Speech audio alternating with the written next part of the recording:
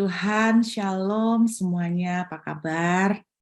Saya boleh bersuka cita malam hari ini.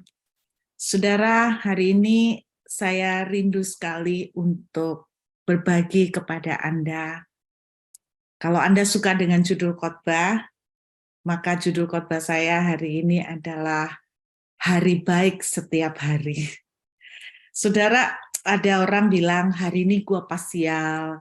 Ada lagi sementara orang bilang, hari-hari ini aku lagi banyak masalah.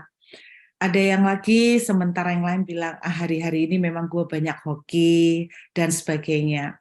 Saya nggak tahu bagaimana dengan saudara masing-masing, tetapi saya terkejut sekali ketika menemukan di Alkitab bahwa di Alkitab itu menunjukkan satu bukti bahwa sangatlah mungkin bagi saudara dan saya untuk menikmati hari-hari yang baik setiap hari. Ada orang mau menikah harus mencari hari baik. Ada orang mau pindah rumah juga harus mencari hari yang baik. Berarti ada hari yang dianggap hari yang tidak baik, yang bawa sial, yang mungkin nanti jalannya banyak kesusahan, jalannya tidak lempeng. Tetapi ternyata di Alkitab itu kita menemukan bahwa sangat memungkinkan bagi saudara dan saya setiap hari akan selalu menjadi hari yang luar biasa. Setiap hari kita akan menikmati keajaiban Tuhan, setiap hari kita akan menikmati berkat-berkat Tuhan. Ada sebuah pujian yang mengatakan, setiap hari kulihat kasih-Nya, setiap hari kulihat kuasa-Nya, setiap hari kulihat mujizat. Jadi ini terjadi ternyata mungkin sekali untuk bisa kita alami. Saya ajak kita melihat dalam 1 Petrus pasal yang ketiga. 1 Petrus pasal yang ketiga ayat yang ke-10. 1 Petrus pasal yang ketiga ayat yang ke-10. Siapa yang mau mencintai hidup dan mau melihat hari-hari baik. Jelas sekali di sini kalimatnya, siapa yang mau melihat, mau mengalami hari-hari yang baik, bukan cuma hari satu, tapi hari-hari, berarti lebih dari satu. Kemudian dituliskan, ia harus menjaga lidahnya terhadap yang jahat dan bibirnya terhadap ucapan-ucapan yang menipu. Saya membacakan kepada saudara versi bahasa Inggrisnya ya. Whoever, siapapun, could love life, yang bisa mencintai kehidupan, and see good days, dan bisa melihat, menikmati hari-hari yang baik. Jadi ternyata sangat memungkinkan kita bisa mengalami setiap hari aku melihat mujizat, setiap hari aku melihat kuasa, setiap hari kulihat kasih-Nya. Firman Tuhan mengajarkan kepada kita satu kunci sederhana, yaitu ternyata simple. Kuncinya ada di benda kecil, organ tubuh yang kecil yang ada di badan kita, yaitu yang namanya lidah. Must keep their tongue. Harus menjaga lidah mereka dari yang jahat dan bibir mereka dari ucapan yang menipu. Saudara, kalau kita mau menikmati setiap hari melihat mujizat, setiap hari melihat kuasa, setiap hari melihat keajaiban, kuncinya sederhana, yaitu menjaga lidah. Beberapa waktu yang lalu saya sempat sharing di doa pagi bahwa saya sungguh-sungguh mengalami satu momen di mana dalam 2 minggu itu merupakan boleh dibilang minggu yang sangat hektik, yang sangat padat sekali, yang betul-betul dari pressure yang satu berlanjut dengan pressure yang lain, disusul lagi dengan pressure yang lain. Saya pernah cerita bahwa ketika Tuhan menyuruh untuk pindah, jadi ini sudah kelima kalinya akhirnya kami pindah. Dan saudara, bukan cuma secara fisik lelah, tetapi yang namanya mental itu juga seperti perang mental ya. Jadi seperti kekuatan dan energi bukan hanya tersedot secara fisik, tapi pikiran, hati, perasaan, semuanya lelah. Nah, 2 minggu kemarin itu adalah minggu-minggu yang seperti itu bagi saya, karena ternyata saya pikir bahwa perjalanan akan mulus, tapi ternyata begitu banyak hambatan yang kami alami di dalam proses ini.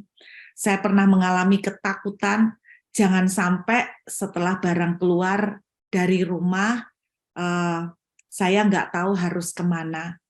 Dan ternyata sempat terjadi barang sudah harus dikeluarkan, dan kita tidak tahu harus memindahkan kemana.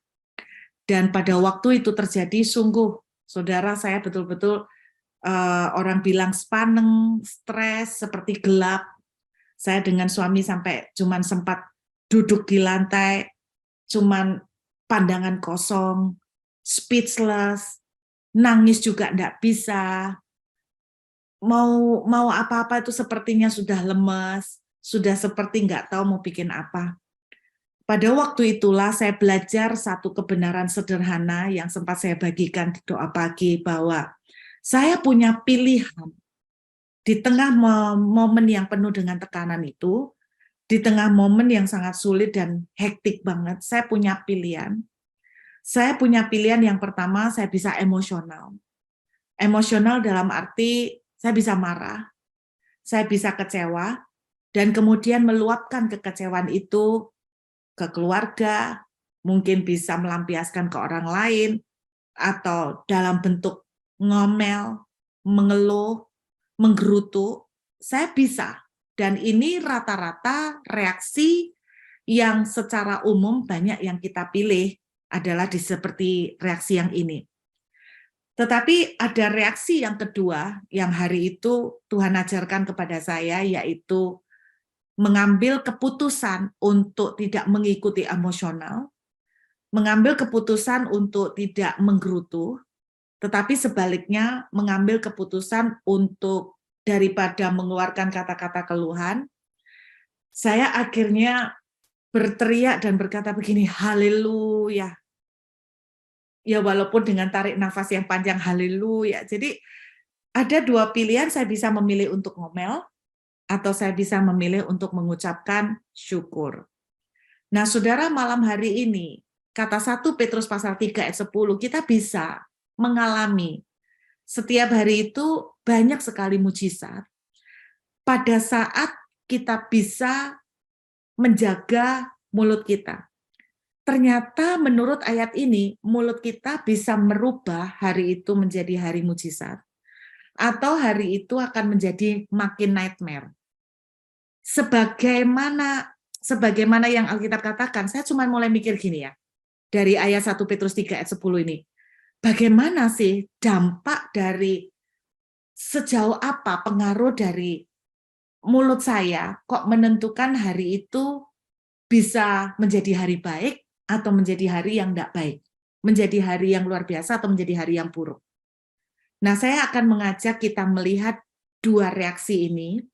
Yang pertama yaitu bersyukur atau berkata positif di tengah keadaan yang sulit, atau yang kedua yaitu memilih untuk menggerutu. Kita akan melihat yang bersyukur dulu. Saya ingin mengajak kita membuka lagi Mazmur pasal yang ke-34. Mazmur pasal 34, saya sangat diberkati sekali pada waktu membaca Mazmur 34, karena ayat 1 jelas sekali menunjukkan dari Daud pada waktu dia pura-pura tidak waras pikirannya di depan Abimelek sehingga ia diusir lalu pergi. Jadi jelas sekali pasal ini menggambarkan Daud dalam tekanan. Kalau hari ini saudara ada di dalam tekanan, nah pasal ini adalah menjadi gambaran sebuah reaksi yang dilakukan oleh Daud.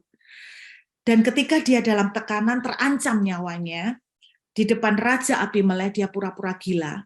Saudara bisa membayangkan posisi Daud bukan hanya sendiri, alone, tetapi dia dalam kondisi terancam. Mungkin hari ini saudara ada dalam kondisi terancam. Mungkin terancam seperti yang sempat saya alami beberapa minggu yang lalu, terancam nggak tahu mau mengeluarkan barang kemana, nggak tahu membawa furniture ranjang itu kemana. Kita bisa mengalami seperti Daud, memilih untuk bereaksi seperti Daud. Nah, di ayat yang kedua dituliskan begini, aku hendak memuji Tuhan pada segala waktu. Pujian-pujian kepadanya tetap di dalam mulutku. Jadi jelas sekali Daud memilih untuk memuji Tuhan. Saudara, mengucapkan syukur atau memuji Tuhan adalah sebuah pilihan, bukan perasaan. Kalau kita mengikuti perasaan, saya percaya Daud perasaannya sumpah. Saya percaya Daud suntuk, saudara. Sampai dia tuh tidak punya strategi lagi bagaimana menjaga dirinya, sehingga yang terfikir sama dia pura-pura gila. Main drama jadi orang gila. Supaya nggak dibunuh sama Abimelekh.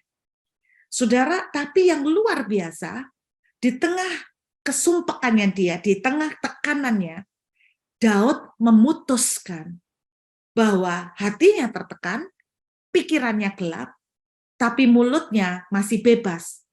Dia memilih untuk mengucap syukur. Dia memilih untuk menaikkan puji-pujian kepada Tuhan. Firman Tuhan berkata begini, bersyukurlah kepadanya, naikkan syukur kepadanya, semua bentuk perintah. Berarti sebetulnya kita tidak usah muluk-muluk kalau saudara berkata, saya mau melakukan kehendak Tuhan. Salah satu kehendak Tuhan adalah kita bersyukur. Salah satu perintah Tuhan adalah mengucap syukur dalam segala keadaan. Memang mengucap syukur dalam kondisi senang itu mudah. Tetapi ketika dalam kondisi seperti Daud, kita tetap bisa memutuskan, walaupun dalam susah, aku akan memuji Tuhan dalam segala waktu. Itu keputusan Daud. Nah, kita lihat, ketika Daud mengambil keputusan mengucap syukur, apa yang terjadi, saudara? Saya ingin mengajak kita melihat kembali ayat 5. Aku telah mencari Tuhan, lalu ia menjawab aku. Jadi rupanya cara Daud mencari Tuhan di tengah kesumpakan dan kegalauan dan tekanan dan stresnya dia, cara dia mencari Tuhan adalah dengan memuji Tuhan, menaikkan penyembahan, mengucap syukur. Dan yang luar biasa, Tuhan menjawab aku. Berarti begini, ketika kita bisa bersyukur, ketika kita bisa memuji Tuhan pada kondisi tertekan, itu membuka pintu mujizat, saudara. Membuka pintu berkat. Tuhan langsung jawab doanya. Tuhan menjawab teriakan dia. Tuhan menjawab seruannya. Jadi saudara, ketika dalam kondisi kita lagi suntuk, tidak ada jalan, satu yang bisa kita lakukan, kita bisa memilih untuk bersyukur, atau kita bisa memilih untuk menggerutu. Kalau kita memilih untuk bersyukur, Tuhan menjawab doa. Dia membuka jalan. Saya ingat sebuah cerita di Alkitab, di dalam Injil Yohanes. Kita lihat sebentar ya, saudara. Yohanes pasal yang ke-6. Kita lihat Injil Yohanes pasal yang ke-6. Ini merupakan salah satu contoh, lihat ya. Yohanes pasal yang ke-6. Sebuah cerita yang sudah tidak asing lagi bagi saudara dan saya, yaitu Yesus memberi makan 5.000 orang. Saya percaya kita tidak perlu baca semua ayat, karena kita sudah hafal di luar kepala cerita ini. Alkisah, ada seseorang yang membawa kepada Yesus 5 roti dan 2 ikan. Secara logika, kita semua pasti setuju, tidak cukup untuk kasih 5.000 orang makan. Tetapi Anda perhatikan di ayat yang ke-11. Yesus memegang roti cuma 5 dan ikan cuma 2. Saudara, mungkin hari ini di tangan saudara, dana yang ada jelas-jelas tidak cukup untuk mengcover apa yang Anda lagi urgent perlukan. Mungkin hari ini yang Anda pegang di tangan betul-betul minus, tidak seimbang dengan apa yang Anda perlukan. Nah, kita bisa belajar dari apa yang Yesus lakukan. Yesus memegang 5 roti, 2 ikan. Yang jelas-jelas dibanding dengan 5.000 orang, jauh bagai langit dan bumi matematikanya. Lalu Yesus mengambil roti itu, mengucap syukur. Ini yang dilakukan dulu, giving thanks. Lalu membagi-bagikannya kepada mereka yang duduk di situ. Demikian juga dibuatnya dengan ikan-ikan itu sebanyak yang mereka kehendaki. Jadi ucap syukur. Di tangan cuma 5 roti sama 2 ikan, nggak cukup. Ngucaplah syukur. Puji-pujilah Tuhan daripada kita mengeluh, kita berkata nasibku kok susah sekali ya. Ini mana cukup buat bayar, ini mana cukup buat bayar uang sekolah dan sebagainya. Saya cuma mengajak, yuk kita belajar mempraktekkan apa yang firman Tuhan katakan, yaitu mengucap syukur. Nah, kita bisa melihat ketika mengucap syukur itu terjadi, maka mujizat pun terjadi. Dari yang sedikit menjadi banyak. Dari yang sedikit menjadi banyak. Saudara, saya masih ingat ketika 2 minggu yang lalu, mulai hektik itu, terus persis yang minggu lalu ketika saya di SMS, kamu tidak boleh mindahkan barang. Wah, saya panik sekali. Saya seperti gelap pikiran saya, nggak bisa mikir apa-apa. Mau nangis sampai nggak bisa, begitu tertekannya. Tapi kemudian Tuhan mengingatkan, kamu bisa memilih untuk ngomel, tapi kamu tahu ujungnya kayak apa, atau kamu bisa memilih, atau kamu nggak bisa ngapa-ngapain, kamu cuman bisa memilih untuk bisa mengucapkan kata-kata yang baik. Akhirnya saya duduk di bawah dan saya bilang, haleluya, Tuhan, saya tahu kamu tidak akan biarkan saya jadi gelandangan. Saya tahu apa yang sudah kamu mulai, Tuhan akan selesaikan. Ya walaupun dengan orang bilang sighing ya, melenguh gitu ya, menarik nafas panjang. Tapi saya mengucapkan terima kasih, aku tidak mengerti ini gimana, tapi aku percaya Tuhan tidak akan biarkan aku jadi gelandangan. Dalam sekejap mata, beberapa menit kemudian, saya bisa dapat SMS lagi yang sama sekali bertolak belakang.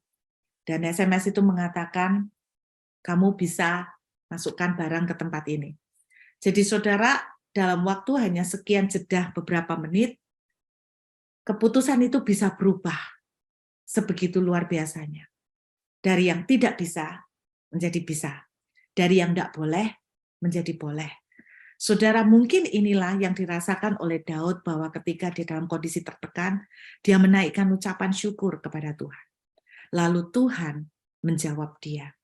Itu cara Daud mendekati Tuhan. Jadi rupanya ucapan syukur itu cara kita approach Tuhan. Makanya tidak heran kalau Alkitab mengatakan marilah kita menghampiri Tuhan dengan puji-pujian, dengan mazmur dan kecapi. Jadi ketika kita bisa menaikkan pujian, mengucapkan syukur, itu kita makin mendekatin. Kita makin mendekat, bukan menjauh. Dan ketika kita makin mendekat, itu hal yang luar biasa, otomatis atmosfer surga juga akan semakin tertransfer ketika. Kalau kita makin mendekat, istilahnya gini, kalau kita makin mendekati ke surga, berarti kan atmosfer surga akan tertransfer ke kita. Saudara, menarik sekali kata favor. Nah, saya sering khotbah tentang favor. Favor itu adalah sesuatu yang kita terima, yang sebetulnya nggak masuk akal, yang nggak cocok, nggak layak kita terima. Jadi seperti saya kasih contoh berulang-ulang kali. Ada orang yang mungkin nggak punya gelar, tapi bisa dapat pekerjaan yang bagus, jabatannya, gajinya bagus, ngalang-ngalai orang yang punya gelar. Seperti kayak KKN, padahal dia nggak KKN. Nah, inilah yang namanya favor. Nah, menarik sekali kata favor itu ternyata dari bahasa aslinya itu charis. Nah, kata favor bahasa aslinya itu kan charis. Nah, makanya ada kita mendengar kata karismatik, ya. Karismatik. Karismatik itu dari kata charis. Selain artinya favor, menariknya begini. Kata charis itu artinya adalah thanks. Thanks. Ucapan syukur. Dengan kata lain, ketika di dalam kondisi tertekan, saudara dan saya memutuskan untuk bisa bersyukur, untuk tetap memuji Tuhan dengan sukacita, maka itu akan menarik favor Tuhan. Itu akan menarik kemurahan Tuhan terjadi. Itu akan menarik mujizat yang tadi nggak pantas kita terima, tapi bisa kita terima. Saudara, kalau hari ini Anda sedang dalam kondisi kepepet seperti Daud, ambil keputusan untuk memilih seperti Daud, yaitu charis, thanks, maka favor itu akan terjadi. Nah, hal yang lain yang saya terima, kenapa bahwa ketika kita bisa mengucap syukur itu, kita kok bisa mengalami mujizat. Karena begini, Alkitab menuliskan begini, iman tanpa perbuatan itu mati. Nah, ketika kita bisa mengucap syukur di dalam kondisi sulit, sebetulnya kita sedang menaruh iman. Berarti kita bilang, aku percaya. Makanya kenapa ketika kita menaruh iman percaya, mujizat juga tertarik. Saudara, firman Tuhan kan bilang begini, percayalah bahwa kamu telah menerimanya, maka kamu akan menerimanya. Anda percaya sudah menerima bagaimana? Terima kasih.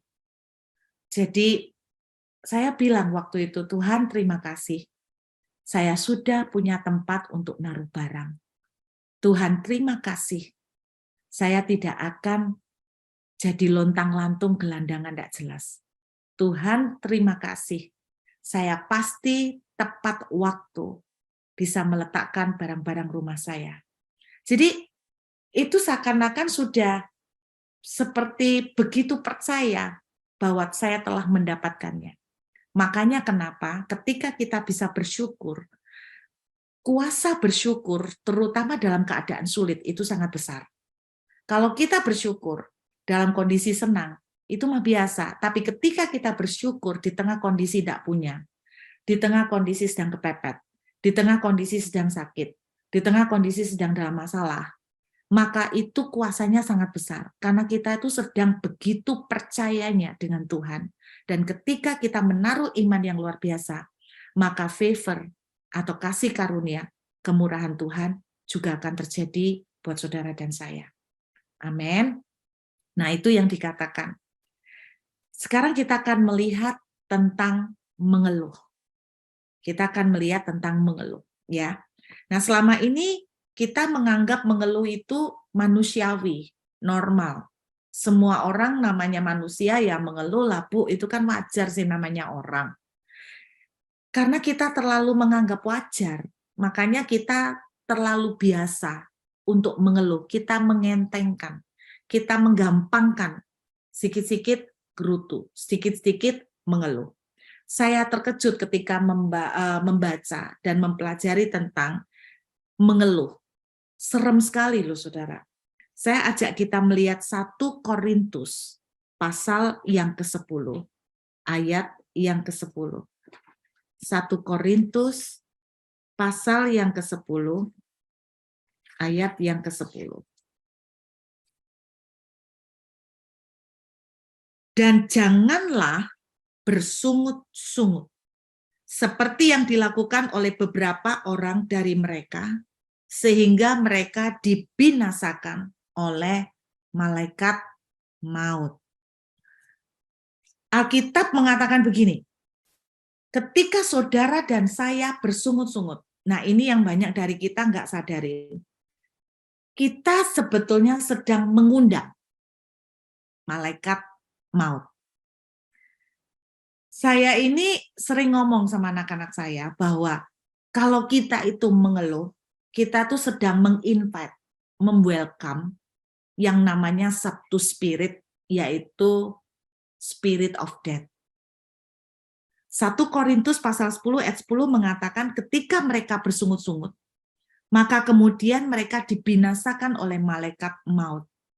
Jadi ketika kita mengeluh, menggerutu, ngomel, kita sedang membuka pintu kepada yang namanya malaikat maut. Kita lihat yuk sebentar, Bilangan pasal yang ke-16. Kita lihat Bilangan pasal yang ke-16. Judulnya adalah pemberontakan Korah, Datan, dan Abiram. Kita lihat ayat 32. Kita lihat ayat 32.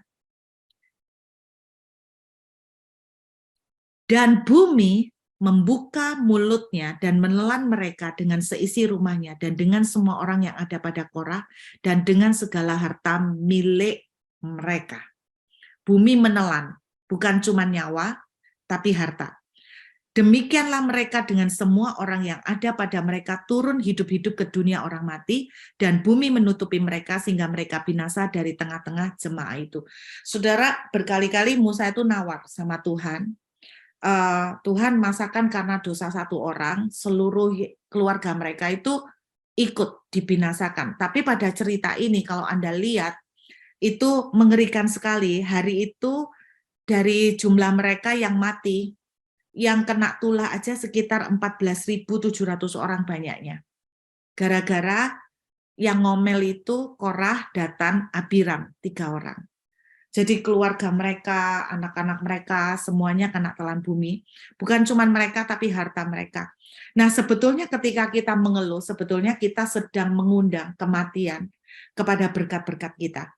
Kita sedang mengundang kematian kepada segala blessing yang sebetulnya berpotensi untuk menjadi milik kita dan kita terima. Makanya saudara jangan kaget bahwa ternyata Alkitab itu menunjukkan ketika kita mengeluh sebetulnya kita makin menutup pintu blessing. Ketika kita menggerutu sebetulnya pintu berkat itu makin seret. Pintu mujizat itu semakin tertutup. Makanya ini kebalikan sama sekali dengan mengucap syukur. Ketika mengucap syukur, kita makin mendekat kepada Tuhan. Ketika kita mengeluh, kita makin mendekat kepada kematian. Ketika kita mengucap syukur, kita makin mendekat dengan mujizat.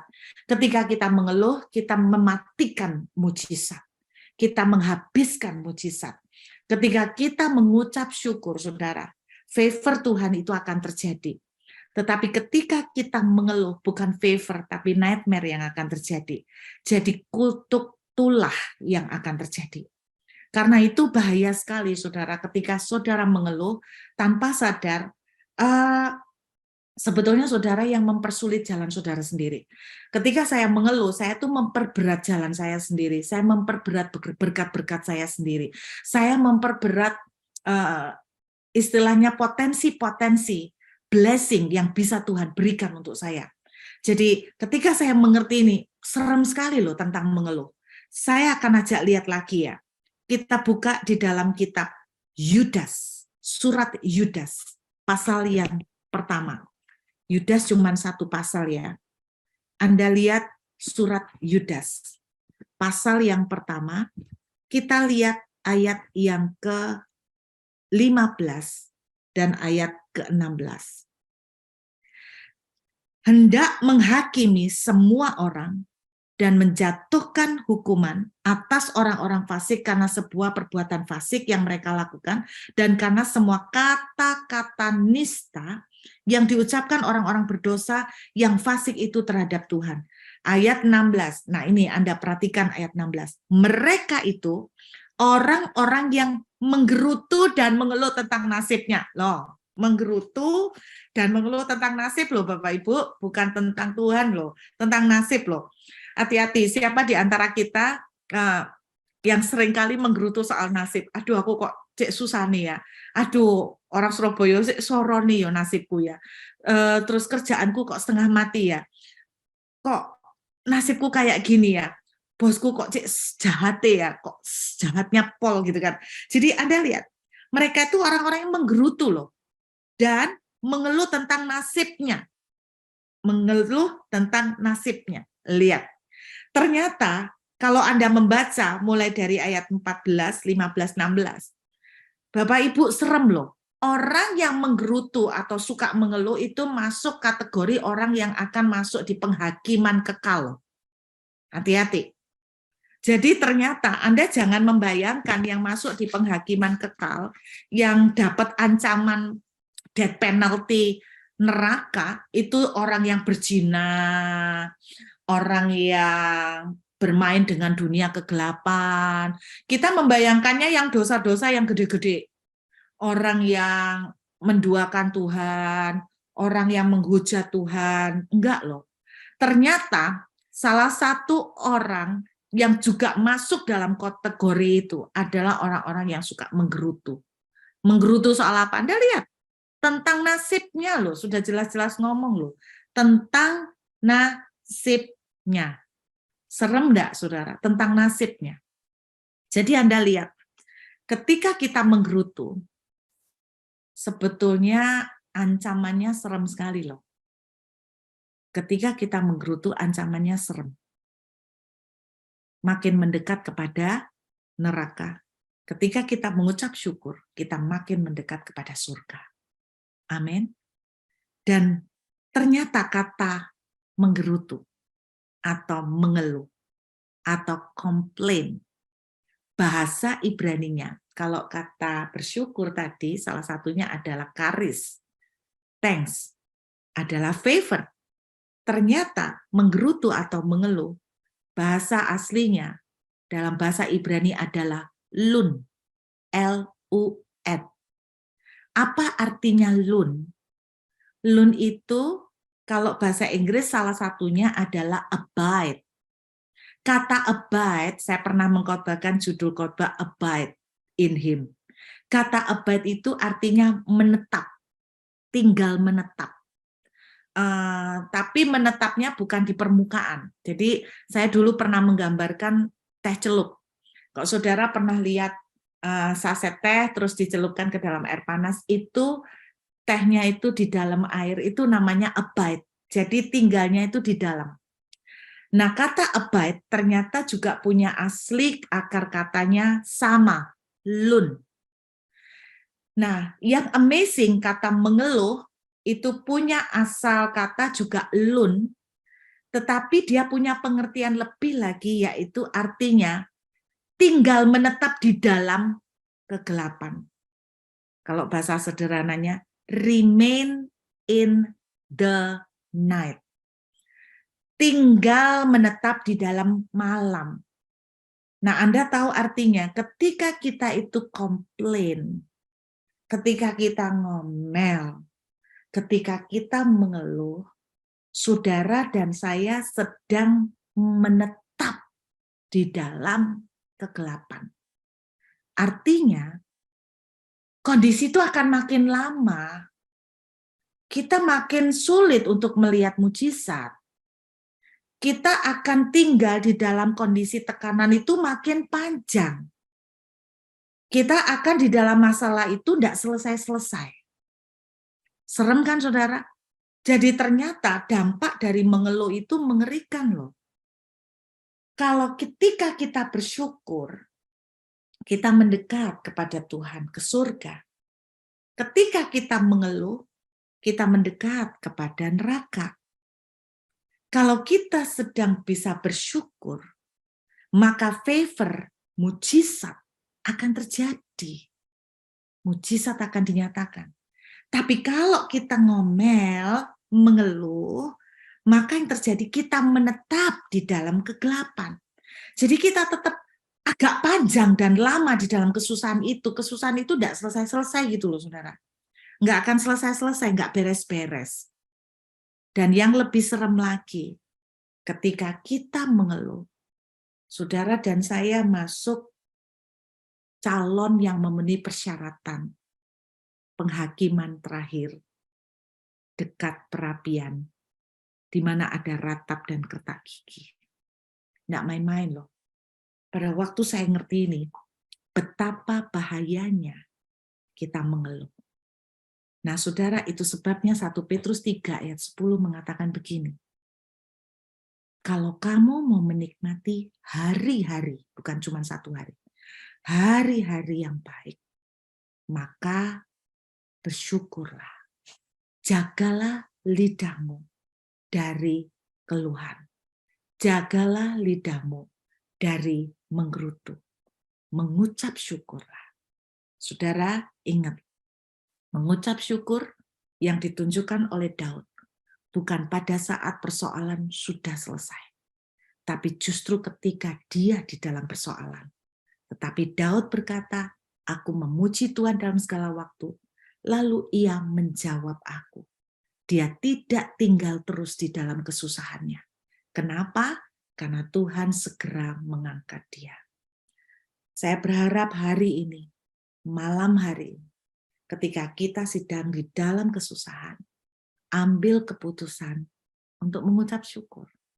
Kita akan berpindah dari kegelapan kepada terang yang ajaib. Kita akan dibawa keluar kepada favor Tuhan, kepada mujizat. Amin. Kita tidak tinggal menetap di dalam masalah. Kita tidak tinggal menetap di dalam kesusahan. Tapi kita akan melihat favor Tuhan terjadi. Kita akan melihat mujizat yang sedikit sekalipun di tangan yang kita bilang tidak masuk akal, nggak cukup, nggak nutut. Kalau sudah yang namanya favor, secara matematika nggak nutut, tapi kok bisa lebih, itu namanya favor. Yuk kita belajar praktek. Nggak usah muluk-muluk bagaimana melakukan kehendak Tuhan yang macam-macam, diutus ke daerah primitif, diutus ke pedalaman. Saudara melakukan kehendak Tuhan yang sesederhana ini, yaitu belajarlah mengucap syukur. Saya melihat bahwa ketika dalam tekanan kemarin dan saya belajar, walaupun hati dan pikiran tidak seirama, hati dan pikiran belum sepaham. Pikiran saya gelap, hati saya disuntuk, sumpek, semua jadi satu. Tetapi mulut saya bisa saya perintahkan untuk saya bisa mengeluh atau saya bisa mengucap syukur. Untuk saya bisa mengatakan bahwa bagi Tuhan tidak ada yang mustahil, atau saya berkata kenapa nasib saya kok susah sekali. Saudara dan saya yang mengambil keputusan. Mari kita rubah keadaan. Kata 1 Petrus 3, engkau akan menikmati kehidupan. Kalau kita bisa mengucap syukur, kita akan menikmati kehidupan. Tapi ketika kita banyak mengeluh, yang kita nikmati adalah kematian, bukan kehidupan. Atau setengah mati. Ya kan? Yang kita nikmati bukan kehidupan, tapi setengah mati, Saudara. Mari kita belajar bersyukur. Sebuah langkah sederhana. Tapi ini yang Alkitab ajarkan. Dan saya yakin ketika kita taat dengan hal sekecil ini, tidak mungkin kalau Alkitab itu salah. Tuhan pasti akan menunjukkan keajaiban. Seberapa lama, Bu Ruth? Saya tidak tahu, tapi yang saya percaya engkau tidak akan menetap di dalam kegelapan terus. Engkau tidak akan menetap di dalam kesusahan. Amin. Hal sederhana, yuk sama-sama kita praktekkan, saudara. Saya percaya begini kok. Saya pernah khotbah tentang Yesus tidur di buritan. Saudara, buritan adalah tempat yang paling berbahaya dari bagian sebuah kapal.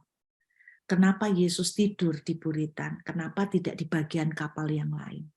Sederhana. Yesus mau tunjukkan kepada saudara dan saya bahwa bagian yang paling berbahaya, dia yang pasang badan. Jadi, sesusah-susahnya kita sekarang, sesusah-susahnya problem yang kita hadapin sekarang, tangkap dengan percaya, bagian yang terburuk, Tuhan ambil alih. Jadi, yang akan saudara dan saya hadapi, nggak buruk-buruk amat. Amin. Yang akan saudara dan saya hadapi, tidak terburuk. Karena bagian yang terburuk, Tuhan yang pasang badan buat saudara dan saya. Jadi percayalah, sesusah-susahnya apapun, nggak akan sampai terburuk. Saya ngomong sama jemaat, menurut saudara posisi saya yang terburuk apa? Jadi homeless. Dan saya bilang begini, saya nggak mungkin jadi homeless. Kenapa? Karena yang terburuk sudah dihadapin Tuhan. Sudah dihadapin oleh Tuhan. Bukankah Yesus bilang begini, burung punya sarang, ya, binatang punya liang, Anak manusia tidak punya tempat untuk menaruh kepalanya. Jadi ada satu patung di Israel di mana Yesus tidur di situ, patung Yesus tidur. Jadi itu yang mereka katakan bahwa Yesus itu sudah menjadi seperti homeless. Ya, karena anak manusia tidak punya tempat untuk menaruh kepalanya. Jadi saya terlalu percaya begini, apa sih bagian yang terburuk, kemungkinan yang terburuk yang bisa terjadi pada saya pada waktu itu adalah menjadi homeless. Dan saya berkata begini, nggak mungkin. Karena yang terburuk sudah diambil sama Tuhan. Dia yang pasang badan. Jadi saya nggak akan ngalamin sampai homeless. Tapi yang dredeg sampai sport jantung, iya. Yang serem-serem, tapi nggak sampai homeless. 5 menit waktunya udah mau mindah barang, dibilang nggak boleh mindahin. Ya, itu serem-seremnya, tapi nggak sampai homeless. Percayalah Bapak Ibu, apalagi kalau saudara bergerak di dalam sesuatu pelayanan, sesusah apapun, kalau Tuhan sudah memulai, Tuhan akan menyelesaikan. Nggak akan kita dibiarkan. Amin. Yuk kita sembahyang, yuk kita berdoa. Kami mengucap syukur malam hari ini. Tuhan, hamba berdoa untuk semua teman-teman. Semua anak-anak-Mu Tuhan. Dimanapun mereka berada. Mau di Tangerang, mau di Pau, mau di Jakarta, mau di kota apapun, Tuhan, kalau hari ini mereka sedang mengalami seperti Daud, dalam kondisi yang tertekan. Apa yang di tangan mereka sangat sedikit, tidak nutut, jauh dari cukup. Ajar kami seperti Yesus, mengucap syukur. Ajar kami seperti Daud, di tengah ancaman, mengucap syukur memuji Tuhan. Lalu Tuhan menjawab dia. Lalu surga juga memberkati 5 roti 2 ikan menjadi memberi makan 5.000 orang lebih. Ajari kami untuk mengucap syukur malam hari ini di tengah tekanan. Terima kasih Tuhan, ajar kami mengucap syukur. Karena kami tahu bagian yang terburuk. Kemungkinan yang terburuk, Tuhan yang telah pasang badan buat kami. Sehingga kami percaya orang benar mungkin jatuh, tapi tidak sampai tergeletak. Terima kasih Tuhan. Hamba berdoa memberkati yang namanya Vita. Hamba percaya kalau Tuhan mengizinkan padang gurun selama beberapa waktu ini dalam hidupnya. Tuhan memegang tangannya. Tuhan menguatkan dan menopang dia. Bahkan hamba percaya sebelum tahun ini selesai, bahkan dalam waktu yang lebih dekat, Engkau telah membuka jalan baginya. Engkau telah membuka jalan baginya. Terima kasih Bapa, terima kasih Tuhan. Aku berdoa memberkati yang namanya Hendri. Aku tidak tahu dimanapun anakmu ini ada. Tuhan, aku juga percaya bahwa apa yang telah Engkau janjikan, sempurna akan Kau genapi. Mungkin dia bertanya-tanya beberapa waktu belakangan ini. Kapan Tuhan? Kok belum? Apa yang Kau janjikan mana Tuhan? Dan dia melihat keadaan belum terjadi. Titik terang pun belum terlihat. Tetapi hamba-Mu boleh percaya bahwa Tuhan, Engkau tidak pernah gagal. Engkau mengingat setiap janji-Mu untuk dia. Bahkan janji soal pekerjaan, janji soal rumah. Engkau memegang setiap janji, setiap perkataanmu untuk hamba-Mu ini. Kuatkan dia di masa penantian, tetap mengucap syukur. Karena kami percaya Tuhan tidak pernah terlambat. Aku berdoa memberkati Nita Tuhan. Engkau juga akan kuatkan dia malam hari ini. Tuhan mengingatkan Yesaya 41. Aku memegang engkau dengan tangan kananku yang membawa kemenangan. Tuhan juga bilang tentang cerita Musa ketika menghadapi perang melawan bangsa Amalek. Ketika Musa mengangkat tangan, orang Amalek menjadi lemah. Ketika Musa turun tangan, orang Amalek menjadi kuat. Satu pesan yang Tuhan taruh mengenai cerita Musa adalah Tuhan berkata begini, bagianmu cuma diam. Terima saja apa yang aku izinkan untuk terjadi kepadamu. Aku yang berperang, ganti engkau. Jangan kerahkan kekuatanmu. Jangan ngoyo pakai kekuatanmu. Tidakkah engkau percaya kalau aku yang punya inisiatif, aku juga yang akan menjaganya. Aku yang akan memeliharanya. Aku yang akan membangunnya. Betapa seringkali engkau khawatir. Betapa bahkan engkau seringkali ragu. Tapi Tuhan katakan, aku mengizinkan semua ini. Karena aku mau membawa imanmu naik level. Aku mau mengajari engkau. Engkau sendiri selalu berkata, aku pengen ngalamin Tuhan. Aku pengen melihat betul-betul tangan Tuhan, bukan tanganku. Aku pengen kalau kesaksian itu, aku tuh bisa berkata, ini benar-benar kalau bukan Tuhan, aku habis. Kamu sendiri berkali-kali berdoa, pengen ngalamin Tuhan. Pengen ngalamin sendiri secara nyata, pengalaman mujizat dan breakthrough soal keuangan. Ini Tuhan izinkan. Tuhan bilang, jangan bantu aku. Jangan bantu aku. Kalau aku yang membangunnya, aku yang sibuk untuk menjaganya, memeliharanya, bahkan menuntaskannya. Aku yang berperang ganti kamu. Berhenti dengan kekuatanmu, berhenti dengan hatimu anakku. Berhenti dengan segala perasaanmu, berhenti. Hadapin apapun, cuman 5 roti, bahkan tidak ada 5 pun, hadapin. Biarkan aku bekerja melakukan bagianku. Apapun yang kau terima, walaupun kelihatan seperti terancam, bahkan seperti telur di ujung tanduk. Jangan bantu aku, kata Tuhan. Jangan bantu aku. Bagianmu seperti Maria, duduk di kakiku. Seperti Maria, panggilanmu, duduk di kakiku. Aku yang akan mengajari kamu. Ini waktunya aku mau bawa iman kamu naik level. Mau bawa iman kamu naik level. Seperti hamba-hambaku yang lain, aku mau membawa kamu naik level, di mana sampai engkau akan bilang begini, Tuhan, aku cuma nurut loh, kamu mau bawa aku kemana? Bahkan sekalipun Tuhan bawa aku ke padang gurun, artinya kering, seperti tidak ada jalan, kamu tetap percaya. Kamu tetap percaya bahwa Tuhan tidak pernah terlambat. Kamu ini waktunya Tuhan membawa kamu naik level. Percaya Nita, percaya Nita.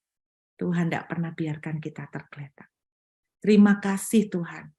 Aku percaya Tuhan, aku percaya. Tuhan juga tepat waktu. Buka pintu bagi hambamu ini. Terima kasih Bapak. Kami ucap syukur. Mari saudara sama-sama kita mengangkat tangan. Biarlah Engkau Tuhan memberkati kami semua yang hadir, baik melalui Zoom maupun melalui YouTube. Biarlah berkat Tuhan yang sempurna, favor Tuhan, karis Tuhan, grace Tuhan, turun berlimpah atas kami semua, berkat di dalam nama Bapa, Putra, dan Roh Kudus, di dalam nama Tuhan Yesus dari sekarang dan sampai selama-lamanya, di dalam nama Tuhan Yesus yang bersyukur dan percaya sama-sama katakan, Amin.